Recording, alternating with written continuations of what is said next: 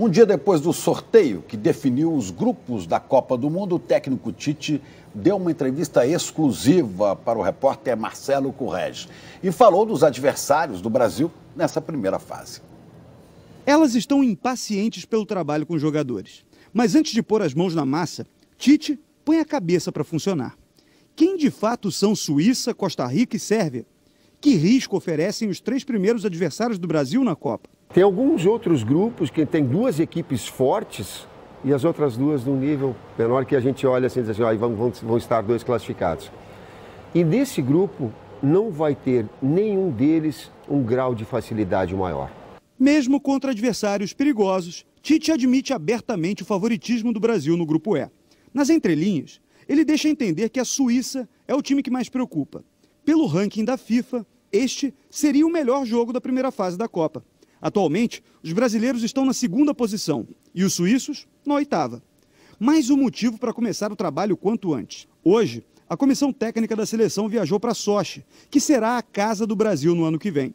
A cidade no sul da Rússia atendeu às expectativas de quem está acostumado ao que há de melhor. Qual é que foi a minha prioridade enquanto técnico? Um local de treinamento próximo, de boa qualidade, para que nós não tivéssemos e não perdêssemos tempo muito com transporte, com um local de alimentação e de tratamento. Isso potencializa o trabalho todo. Esse, para mim, era a prioridade. A Copa do Mundo vai começar durante a primavera, mas isso não é garantia de calor em outras cidades sedes. Aqui, a temperatura vai passar dos 30 graus, com certeza. Uma forma de os brasileiros se sentirem em casa. O resort 5 estrelas à beira do Mar Negro será um convite ao descanso entre um jogo e outro. Quem está no grupo E não vai jogar em Sochi durante a Copa. Só na primeira fase, a seleção vai viajar 7.738 quilômetros. 404 até Rostov, 1.923 até São Petersburgo e 1.362 até Moscou. Todos voos de ida e volta. Eu gostaria de jogar em Sochi. Por quê? Porque aí é o clima, com a cidade, com o local. Gostaríamos, mas não dá para controlar essa variável. Os voos fretados nos permitem isso. Para chegar ao Hexa, de qualquer jeito, o caminho já seria longo. Pelo menos de um jeito, ele também será belo. É isso então, o Brasil estreia na Copa do Mundo contra a Suíça. E como era de se esperar, os suíços estão preocupados em enfrentar a seleção pentacampeã do mundo. O inverno europeu ainda nem chegou, mas os termômetros na Suíça já insistem em marcar temperaturas negativas. Por aqui, o clima só esquenta quando o assunto é o futebol. Pelo menos no caso desse casal. Joelma é brasileira e Steve, suíço. Eles mal podem esperar pela partida de estreia dos 2 países na Copa da Rússia. Brasil e Suíça no dia 17 de junho. A gente tá com os nervos à flor da pele, né, amor? Ansiosos demais, mas vai dar tudo certo. E que vença o melhor, né? Pergunto ao Steve quem é o melhor. Nem ele tem dúvidas. Não deve ser isso? Brasil. Uau! A imprensa do país também destaca o favoritismo. Esse jornal colocou a culpa em Maradona, a maliciosa mão de Deus. No grupo do samba, dançamos contra o Brasil, foi a capa desse outro. Os suíços passaram a conhecer melhor a cultura brasileira pouco antes da Copa da Alemanha. Este é o hotel onde a seleção brasileira ficou hospedada aqui na Suíça durante a preparação para a Copa do Mundo de 2006. Ele está agora fechado para reformas. A imagem dele, assim, vazio, em nada lembra aquelas 2 semanas que agitaram a pacata cidade de Vegas. A imagem de uma mulher invadindo o treino virou um símbolo da falta de concentração às vésperas de um Mundial, em que o Brasil chegou como favorito, mas caiu nas quartas de final. Casimir lembra que cada treino nesse campo era assistido por até 10.000 pessoas. Nos divertimos muito. Wir haben sehr viel Spaß gehabt. Até hoje há marcas da passagem do Brasil por Vegas. Outdoor, calçada da fama e até uma rotatória batizada com o nome do país. Mas daí a torcer pela seleção, apesar de tanto amor, O coração do Steve é vermelho e branco.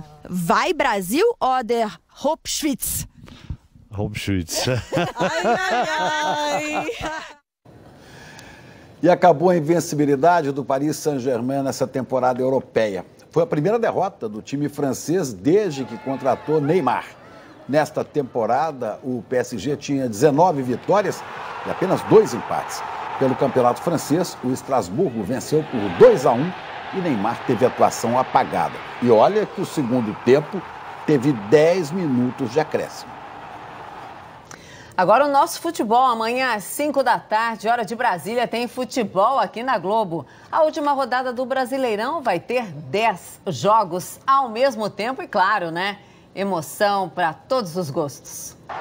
Quase 7 meses, 370 jogos, um campeão já definido, mas uma rodada final que mexe com as disputas por vagas em competições internacionais e permanência na primeira divisão. Contra o rebaixamento, Vitória e Coritiba têm a vantagem de não depender de ninguém. Ganhando, estarão salvos.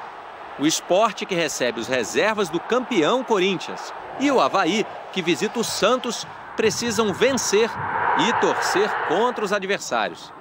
Claro que a gente precisa de outros resultados, mas a gente sabe que se a gente fizer a nossa parte, eu acredito que uma das duas equipes que estão ali na nossa frente vão tropeçar. Nesse momento eles deram oportunidade para a gente fazer o nosso trabalho e a gente vai conquistar.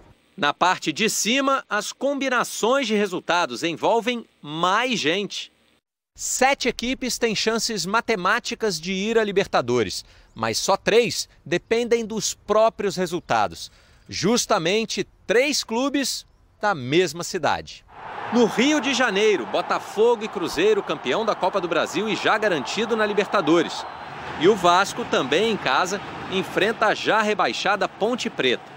Espero que a gente possa fazer uma partida no nosso maior nível e que a gente possa conseguir o objetivo. O terceiro carioca próximo da vaga é o Flamengo, único visitante, contra o Vitória, que, como vimos, luta para não cair. O rubro-negro carioca tem outro caminho. Está na final da Copa Sul-Americana, que classifica o campeão para a Libertadores também. Chapecoense, Atlético Mineiro, São Paulo e Bahia, que se enfrentam, podem chegar. Só que dependem de pelo menos um time do Rio tropeçar. O torcedor, movido muito pela emoção, ele acredita que nós podemos também chegar, assim como nós jogadores também queremos chegar numa Libertadores. O troféu já foi entregue, mas ainda há muito para se comemorar amanhã. E na madrugada de hoje para amanhã, depois do Supercine, a Globo exibe o UFC Combate. A chance de José Aldo recuperar o cinturão. José Aldo ficou invicto mais de uma década. Foi o dono do cinturão do UFC por 5 anos e é considerado o melhor peso-pena da história do MMA. Mas foi justamente no Rio de Janeiro, a sua cidade, em um ginásio lotado de amigos, parentes, fãs, que ele perdeu o reinado da pior maneira. Delicadíssimo para o brasileiro. Por nocaute. Termina a luta. Enquanto treinava para enfrentar Ricardo Lamas no UFC do dia 16 de dezembro, José Aldo ficou sabendo que o adversário de Max Holloway se machucou. Foram dias de expectativa, até que veio o convite para a revanche com o americano. Eu lembro que um dia antes eu falei assim, cara, se for da vontade de Deus, assim, eu vou lutar de novo pelo título. E isso, cara, aconteceu muito rápido, assim, tipo uma aprovação, assim, sabe? Pô, eu fico até emocionado de falar assim, porque foi uma coisa muito sinistra, assim, que eu dei e logo em seguida eu recebi, assim, sabe? Apenas 6 meses depois daquela derrota no Rio de Janeiro, Aldo terá a chance da revanche. Um privilégio que poucas lendas do UFC, como Anderson Silva, já tiveram. O combate será no estado americano de Michigan, o mesmo onde ele recebeu o cinturão pela primeira vez há 7 anos.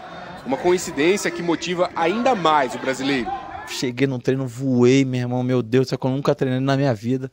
Então, cara, estou muito, muito confiante. Eu acho que eu respeito ser meu adversário, respeito todo mundo, mas, cara, a gana que eu tô é insaciável. E amanhã, às 10h15 da manhã, tem Esporte Espetacular. Olá, boa noite. Amanhã a gente vai contar a história do tricampeonato do Grêmio na Libertadores. A gente acompanhou a caravana até Lanús. E quando o Grêmio fez 1-0, a alegria de quem cruzou a fronteira. E falamos com o Renato Gaúcho. Você sabe para quem ele dedicou o título? Assistimos a semifinal da Sul-Americana com a família do goleiro César, um dos heróis da classificação do Flamengo. E visitamos os 3 países adversários do Brasil na Copa. Como é que eles jogam e o que pensam de enfrentar a nossa seleção. É amanhã, depois do Auto Esporte, eu espero vocês. Acabou? Acabou, mas antes de despedir, eu queria lembrar que hoje se celebra o Dia Nacional do Samba. O samba, que é pai do prazer, que é filho da dor. É melhor ser alegre que ser triste. A alegria é a melhor coisa que existe. É assim como a luz no coração. Saravá e boa noite para você. Pronto, inspiração para o boa noite. Uma ótima noite para vocês. Aproveitem o domingo.